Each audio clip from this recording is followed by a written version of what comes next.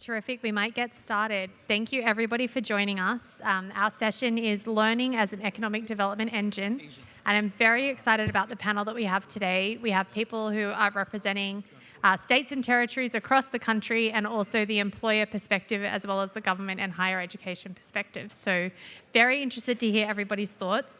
I'll quickly introduce the panel, and then we'll launch right in. To my right, I have Kerry Ebersole Singh, who is Executive Vice President and Chief of Talent Solutions and Engagement at Michigan Economic Development Corporation. I have Humberto Mercader, who is the Deputy Secretary for Strategy at the Department of Economic Development in Puerto Rico. Then I have David Adams, who's the Commissioner for DWD for Indiana and formerly the Chief Innovation Officer for the University of Cincinnati. Peter Callstrom, who is President and CEO of the San Diego Workforce Partnership. And last but not least, Santosh Singh, who's the Senior Vice President of HR, Legal, Government Affairs, and Corporate Communication. It's a big job, Santosh, at DENSO International America. So thank you so much to my panelists. I'm going to start with a question to Santosh, who's representing an employer perspective here. What are you experiencing in the current labour market, and what are the ways in which states can help? Good afternoon, all. Thank you for the question, Claudia. Happy to be here. I represent DENSO. For those of you who don't know what DENSO stands for, DENSO is a mobility supplier for automotive parts. But I think a quick introduction would probably bring it home easily for you that we are also the inventor of QR code, which is behind each of our cards. And from a workforce perspective, when I think about the challenges of in the space of talent attraction, development after pandemic, the world around us has changed significantly. So needless to say that it has become much more volatile, uncertain. And when we think about tough environments in any industry, we talk about supply chain challenges that we've seen in the recent times. But when it comes to talent, talent is not a commodity. Talent is an asset. And talent is an asset that, well invested in, would appreciate over time. So they have a mind of their own, and it's unlike a commodity which can be transported. You could offshore, you could onshore. So it's very, very critical for us in the industry to develop our talent for the long term, invest in our talent, hold on to the talent that we have, upskill them, reskill them for the changing landscapes of the world. And therefore, it's important to diversify. From plant associates who also seek certainty of schedules, work-life balance post-pandemic, to professionals who expect to be reskilled, and especially in automotive industry, we are going through a significant transformation right now in moving from internal combustion engines to electrification and alternate fuels.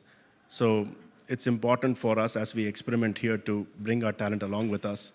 And our expectations in partnership with the government bodies is how do we ensure that we build a good ecosystem, and the skills are the new talent currency.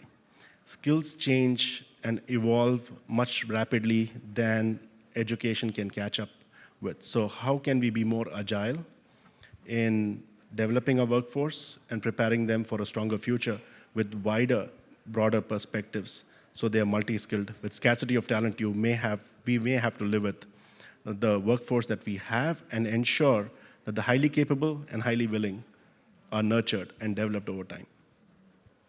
Thank you, Santosh. And I really like that there was one thread there around new talent that you're bringing into the labour force, but there's also a very big piece around incumbents and how you bring them on the transformational journey that you're going through as a company.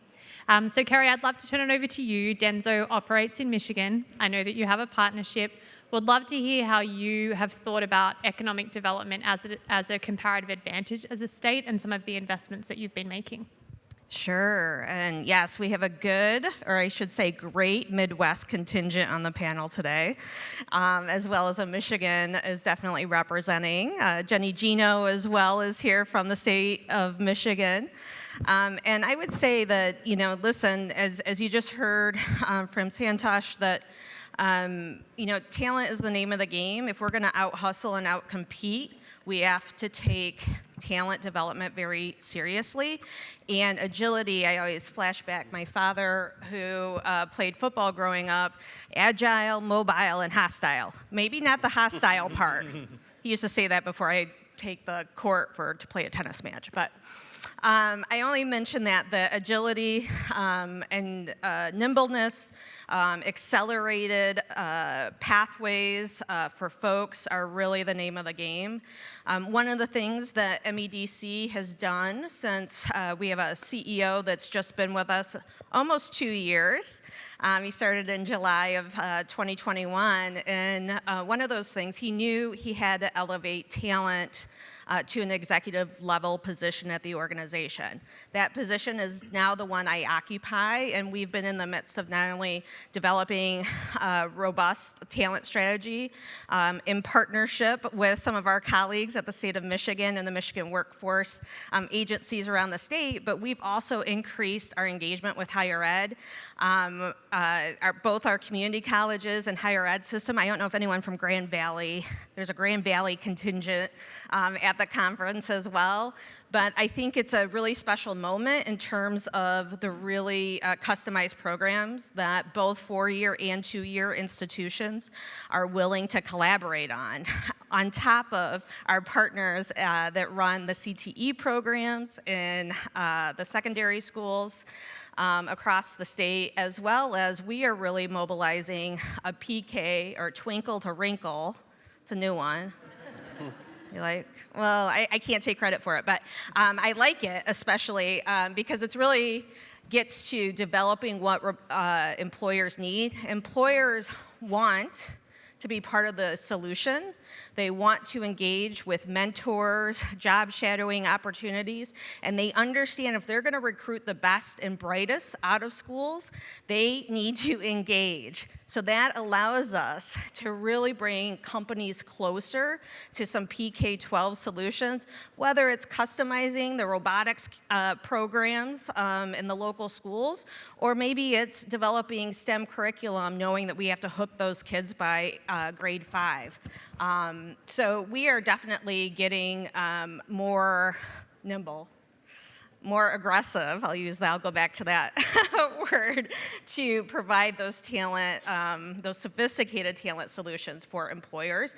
And that directly, which is part of your question, Claudia, I want to answer completely, that we know that that's going to not only for the businesses that are located in the state of Michigan, they're going to know there's no place like home. And they're going to want to expand and build there, as well as companies looking to attract or what their next location move. They know they're going to have a partner with the state of Michigan and working with them to deliver on their talent needs. So I will stop there. That's great. Thank you so much, Kerry. And I might turn it over to David, continuing with our Midwest theme. Would love to hear a little bit about how you're thinking about talent and workforce in Indiana, and what have been some of the gains you've made and some of the challenges in making progress. Absolutely happy to do that. As you heard, I think it's been part of the conference all week, it is all about talent. And the economic driver that is driving our economy and the global economy today is people.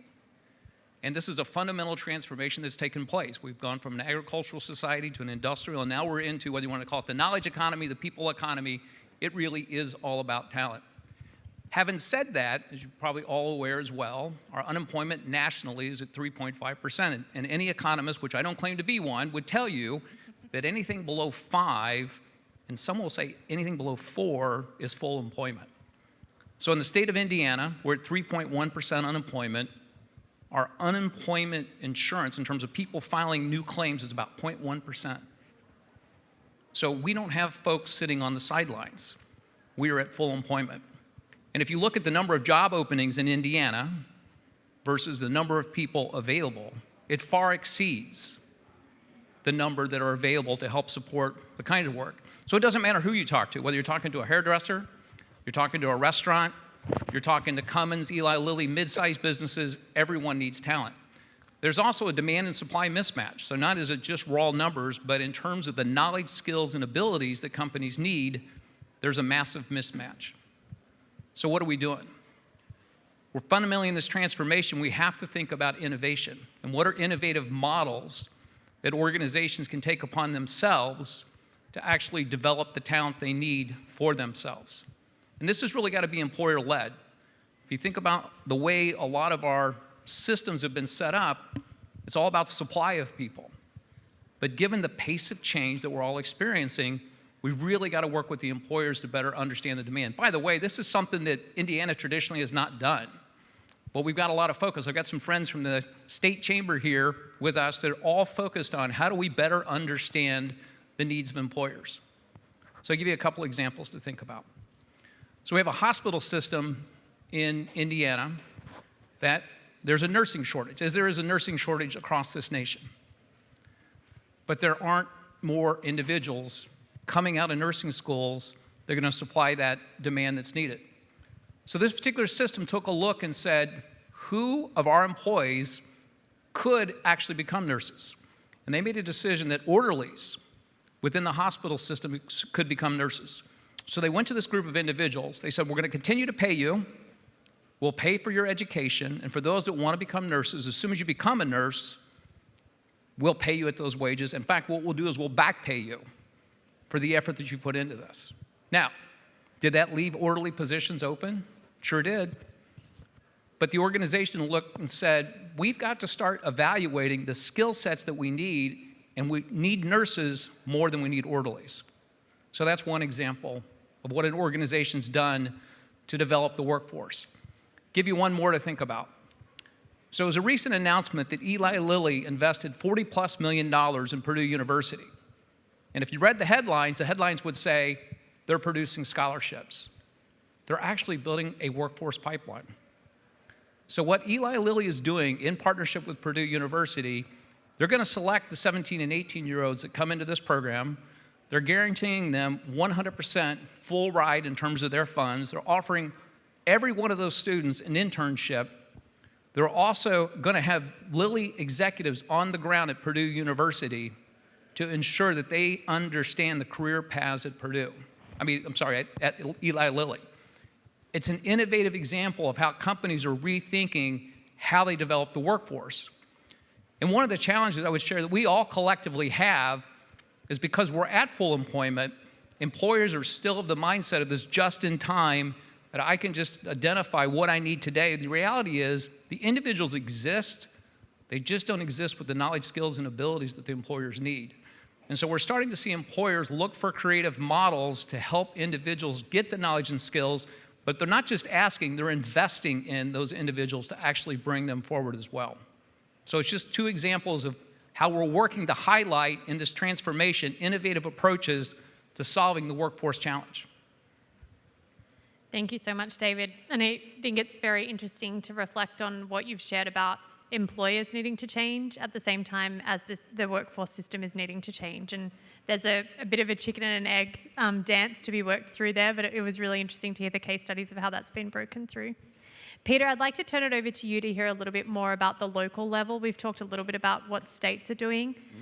When you think about the city level and economic development partnerships operating at city level, what do you see as the top priorities for workforce development, and what are some of the ways that you all have been addressing the challenges in San Diego? So welcome to San Diego. I'm a Midwesterner myself, so I'm a transplant from Minnesota, and I love going back, but San Diego's okay. And sorry about the weather. We've been having this, they call it the grapple. Yeah, April, grapple. And it's just been the weirdest thing, so I'm done with it. But anyway, in the workforce development system, if you're familiar with it, there's 550 workforce boards across the country. Department of Labor primarily funds through WIOA. And we've been fortunate in our region because we're just one board, 3.4 million people, bigger than 20 states, so it's its own state. And so many complex economies within this region alone, from great life sciences, and we have Qualcomm, and then we have the military, accounts for like over 200,000 positions. It's a driving economy that fuels a lot of the region. And then we have hospitality and tourism. And so we have a great divide, if you will. Our servers here, many want to stay here and work here perhaps and move up within hospitality, and that's a great career, but many want to move on in their career, and I don't know how many of you started in that kind of work. I did service work, but how do you empower somebody who's in that space to be able to move on in their career. And that we have to find creative, rapid skilling opportunities for people who are working learners so that they can have opportunities to move, if they want to, from where they're working right now that are lower wage jobs and maybe don't have the career potential that they want. And so we've created a number of very specific targeted rapid reskilling programs. We have a thing called Tech Hire that was started in the Obama administration, and we've kept alive, and we've served 1,000+ people who can get paid training to get into tech careers. And once you get your foot in the door, then off you go. We have a construction career jumpstart that we created a couple years ago in partnership with San Diego Gas and Electric because they need workers, but again, people who are in another position don't have the ability to acquire those necessary skills in order to get a career in construction. And with the infrastructure bill that was passed, there's a great need and the jobs pay well, but you got to get skills. And so being able to find creative ways with local partners, because you can't rely on WIOA. That's not enough. It's gone down 50% in funding in the past 20 years. Probably will never come back. I wish it would, but you got to be real. And so we've diversified our budget a lot in the last decade, where more than half of our budget is now non-WIOA, private sector philanthropy, city, state, and county. And then we can get really creative and do a lot more.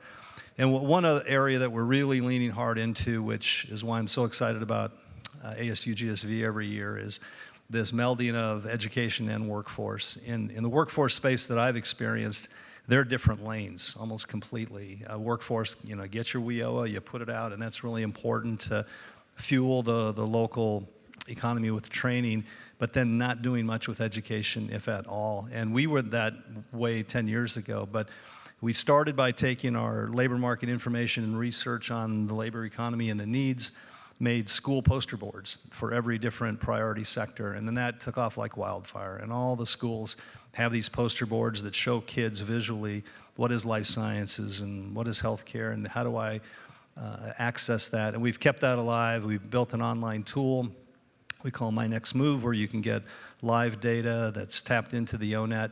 And then we're partnering very closely with schools in a very tangible way. You may have heard of the Cajon Valley School District here in the region out east, and they are phenomenal. They're world leaders, in my opinion, and they, 2-3 years ago now, we created in partnership with them a thing they call the Launchpad, where they took former library space that wasn't really being used and make it into a world of work experience with our career poster boards, their world of work curriculum, and all kinds of other wonderful things that get kids really fired up about who they are. And if you're familiar with the RIASEC assessment framework, they introduced that to us. We put that into our career boards, and we map every career we have through the RIASEC, so kids through adults can take a RIASEC, figure out their personality makeup, and how that aligns to different careers that are in demand. So that's been a game changer for us. And I think that if we can do that at great scale in our region and across the country, then we can address the opportunity youth crisis that we have in our region too, that we don't talk nearly enough about. 5 million kids, 16 to 21, or 16 to 24, who are not working and not in school. That's a tragedy. And if we don't get them re-engaged, the long-term impact is low wages and unfulfilled careers. We got to get to kids early, and like has been talked about, where zip code defines the future, that's so true, and the only way to change that outcome is to be very intentional and get in there, and there's ways to do it. So I encourage you to look at the Cajon Valley School District, and what they're doing is a really great example of how we can meld the two. Yes? Yeah, 5 million, they're not working and not in school. In just the US, and that was pre-pandemic. That number certainly went up, but that number's been in the 4 to 6 million range, and that's a tragedy. And again, if you don't get into a career, you don't have the training, you don't have the opportunity to get back on board, the long-term impact is awful. It gives us a lot of food for thought, Peter, and a quick plug, we're actually doing some research on this at VCG on young people who are disconnected from systems, so stay tuned in the summer for a report, but I think it is a really We've been tracking the data, and on our site, workforce.org, we've done studies every year and it shows the trend of what's going on. So we have the data there and encourage every region to do the same because it starts with data and knowing where it is. Exactly, and having the longitudinal data infrastructure to be able to track it. Humberto, I'd love to bring you into the conversation. Puerto Rico has made some really big announcements over the past few months, and I think to a point that Peter just made, we're really seeing this blurring of the lines between economic development, workforce, and higher ed. And I know you all have a $50 million fund that you'll be investing to future-proof your workforce. Would love to hear what inspired the fund and what you're hoping to accomplish with the funds. For sure. Thank you for having me. San Diego weather is nice. Nothing compared to Puerto Rico. No offense. Conference down there, that would be all right. I'm working on that. Okay. No, I think to put into context what we're trying to do now, I think we need to understand what Puerto Rico's strategy has been for a long time. Puerto Rico has a very strong manufacturing sector, especially on the biosciences, but it has been driven by tax incentives and really very attractive tax regime, right? But time is changing. Time has changed, and incentive is not enough anymore to be competitive. And it's been kind of like a switch in terms of our strategy for economic development. Usually the meetings that we used to have at the beginning is, okay, how do the balance sheet look like with these taxes, right? Now it's not that anymore. It's talent, it's availability of talent. And I think even, my boss, the secretary, got to a point where it's every meeting that I am having with any type of company, not just tech company, but any type of company, the first question is, what's the availability of talent in Puerto Rico? What are the schools, campuses, et cetera, et cetera. So I think, we came to a aha moment saying, like, talent is the name of the game. And I think all of you guys have mentioned it. I think it took Puerto Rico a while to figure it out. But we got the support from the governor, the Fiscal Oversight Board, which that's another whole story of the governance on Puerto Rico right now. And we created this fund, because we believe that if you build it, they will come. And I think we need to produce talent, even if the employment is not necessarily there yet, because they will come. And I think it's twofold, right? If you create the right talent, if you develop the right talent, you'll have more entrepreneurs in the right industries or in the industries that are innovating and creating value. But you also have a value proposition for companies to invest in your jurisdiction, in our case, Puerto Rico. And we, as a jurisdiction, have put IT and tech top of the priority list. I guess everyone has, right? And to get that, yes, you need to be competitive in many aspects, infrastructure, broadband, all of that. But talent is number one, right? And I think this fund gives us the flexibility to look at the whole funnel, look from high school all the way to employer training, upskilling. And it's really a seed funding, right? $50 million is not a lot, but it's a lot for a year or two to get it started. And especially what we're focusing on is on the short form credential space. I think we have strong universities that are producing good engineering talent. They're supplying definitely the pharma sector there and the aerospace sector, which is growing. But we don't have enough of the 1 year, 2 year programs that really lets you scale in terms of availability of talent. Another aspect of what we're trying to do with the initiatives, which we're launching next week with 3 of them, is employer connection. I think our top university in producing engineering talent, the University of Puerto Rico at Mayagüez, where I graduated from, more than 60% of the people are recruited to companies in the mainland. You guys, Michigan recruits a lot of our engineers, the auto industry. Texas now is recruiting very heavily. California, everyone is going to Mayagüez and getting our talent. And I think part of it, yes, salaries, but also the local employer ecosystem has not been as aggressive in terms of getting into schools and engaging with students. And one of the things that, one of the key pillars of the programs that we're going to launch is employers need to be at the table. And if they don't do it voluntarily, we'll make sure as government that they are on the table. And they start not just college, but high school. And not just high school. but elementary school as well. We're thinking about a K-12 strategy. We'll start 6 to 12, but eventually this needs to be a K-12 strategy. I think you need to hook students very early on so they know the possibilities. They know what's possible when they go into these career paths. Thank you so much. I have one more question for all of my panelists, and then I'm going to open it up for Q&A, so please get thinking about what you'd like to ask. We've talked a lot about the constraints to change. I think these have come up through some of the comments. Higher ed needs visibility into exactly what the labour force needs are.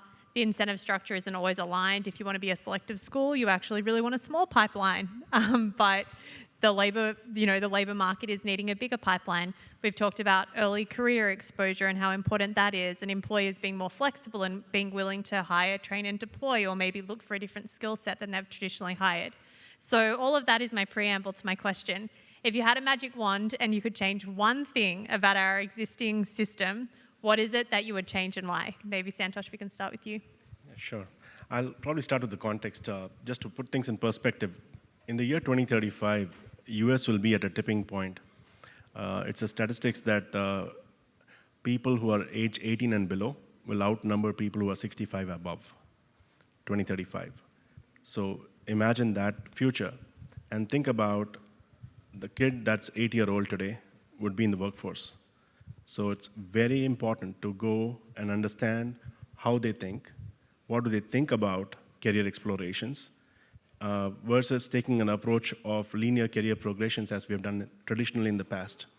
So for me, I think one of the greatest innovation would be to get to K-12, but also to understand what drives them, how do they see the world, and as an example, as recently concluded studies, Gen Z are feeling that they don't belong to an organization because of the pandemic. Their social skills, the skills where they interact with human beings in real world and organizations they've been deprived of that opportunity. And it's easier for them to explore because the sense of belonging to an organization doesn't exist. So in hiring, one of the key innovations would be to look for a person who has learning acumen, wants to be a lifelong learner, has a curiosity mindset, and organizations to reflect inwards and say that we cannot have static career paths anymore.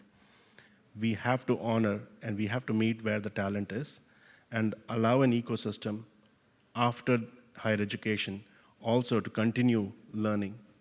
And that's how I think that would be a significant change in how organizations think about talent going forward. Peter. If I had that magic wand, it would be addressing the child care crisis. Underfunding is absurd and abhorrent, and just has to be done. That's why we've lost so many talented women in the workforce, primarily who can't afford to make that decision, and it's absurd and it's horrible. And a second one, guaranteeing internships for all youth. You have to have that opportunity or you fall behind. All right, so since Peter opened up 2, I'll see if I can sneak in 2. Humberto, maybe that The gets you to 3. magic Right. proliferating. So if you think about, again, workforce, talent being the economic driver, the way our educational systems are designed today is they're very segmented, right? If you think about K through 12, you get a high school diploma, and then a lot of folks are left to figure out what do you do beyond that. Likewise, go to college. And again, we hope it works out well for you. You've got a system today that is very siloed. What I'd love to see is an innovation where you blend the lines from employer all the way down through K through 12, so it's one continuous loop. Because they are all connected, but they're not connected today, they're interfaced today. And I'd love to see a way for us to fully integrate this, not in a linear way, but in a very circular way, because learning is going to be a continual environment for all of us. The second thing is, we talked about the pace of change.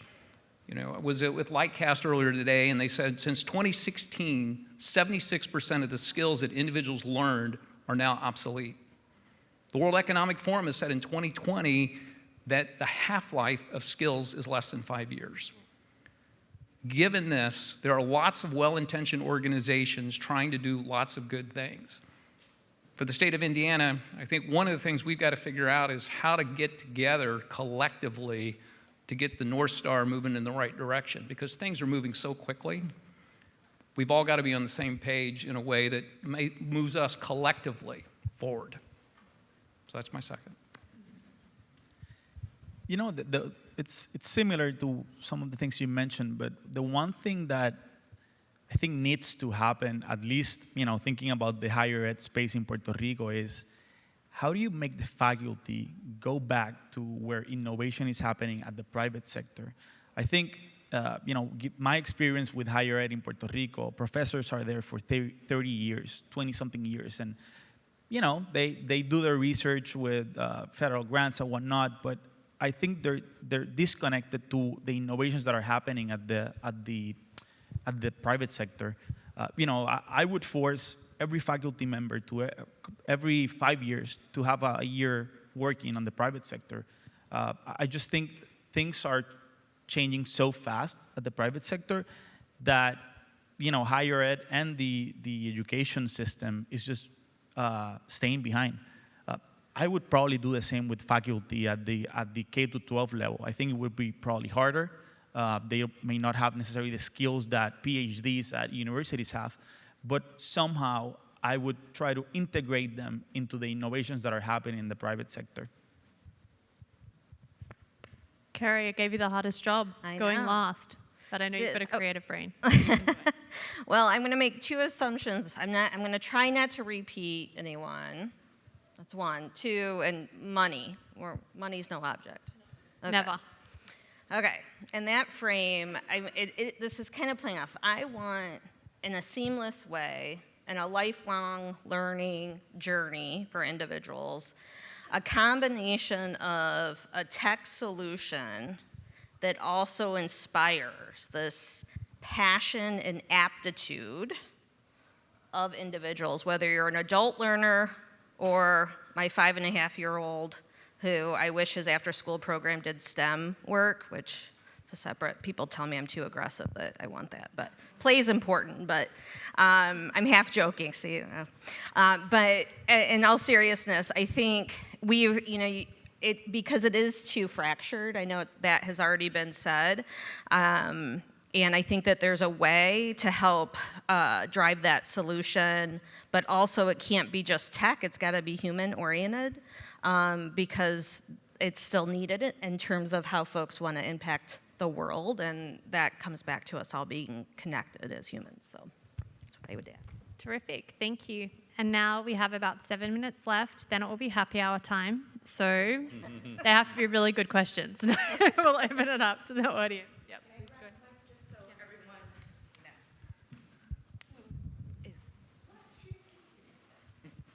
Thank you for the good discussion. My name is Malena, and I work with the University of Colorado. And my question is for all panelists to consider, but Humberto, you said something that struck me, and that's that the employer needs to be at the table. The employer and industry needs to be at the table in partnership.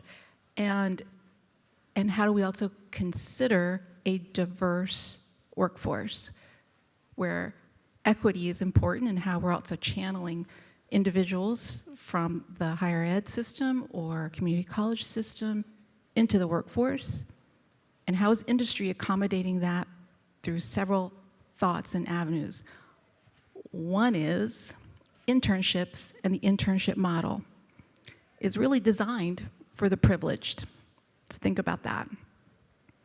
And when you think about many of our students, they don't have the time to do an internship in the summer. They're taking care of their families, they're working, and to say I'm gonna let go of a part-time job and go do an internship and then I'm gonna go back to school, they can't do that, number one. And what's the thought there? And how are employers and industry dealing with that? I can tell you that many times the employers that we deal with are like, yeah, that's the way our HR has designed the internship program, and it is what it is.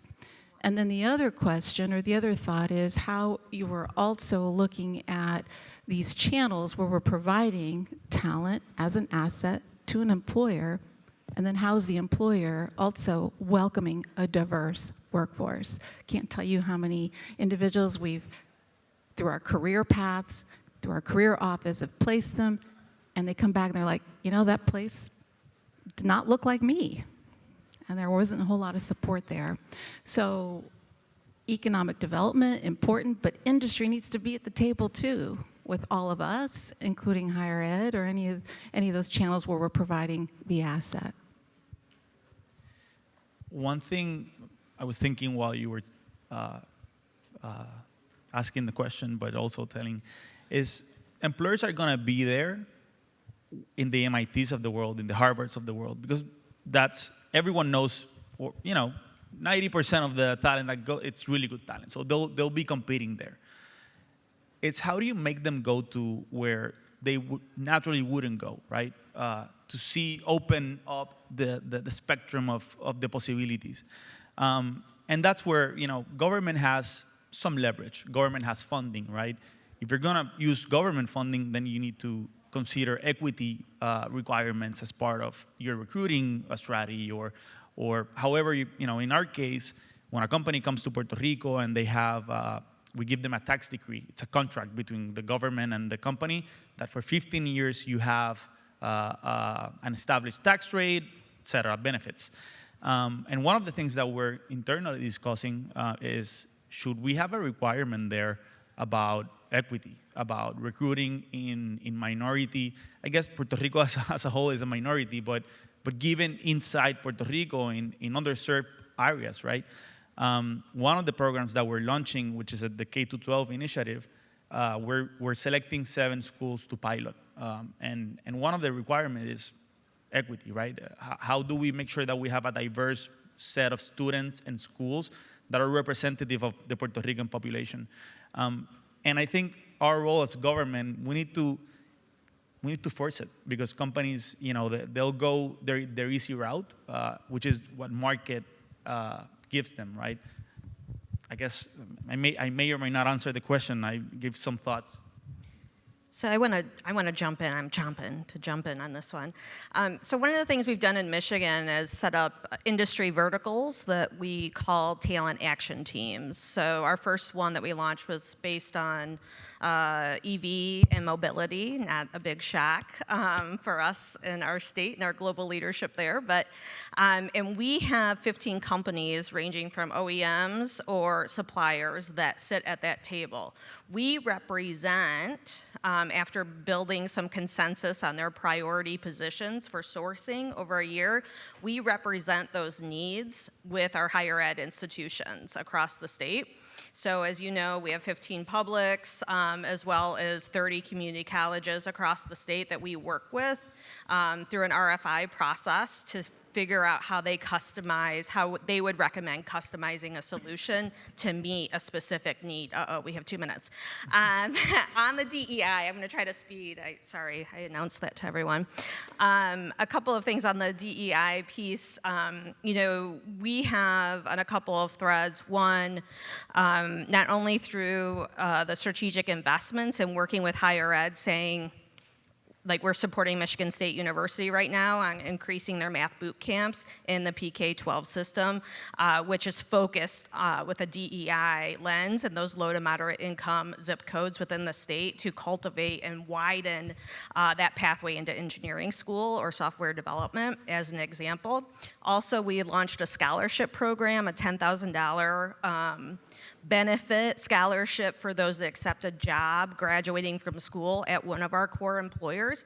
We work with faculty and program officers to prioritize recruiting out of, the women engineering clubs or black engineers, et cetera, to help increase some of those numbers, because we cannot bake in specific metrics on recruitment as it relates to folks' backgrounds, but we can target in terms of how we're recruiting into those programs. So that's just a few of the things that we're doing that I wanted to mention.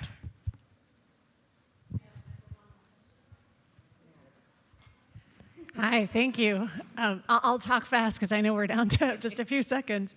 I'm Caitlin Brazil. I'm with Perscolis. We are a nonprofit training provider for tech careers, actually in both Michigan and Indiana.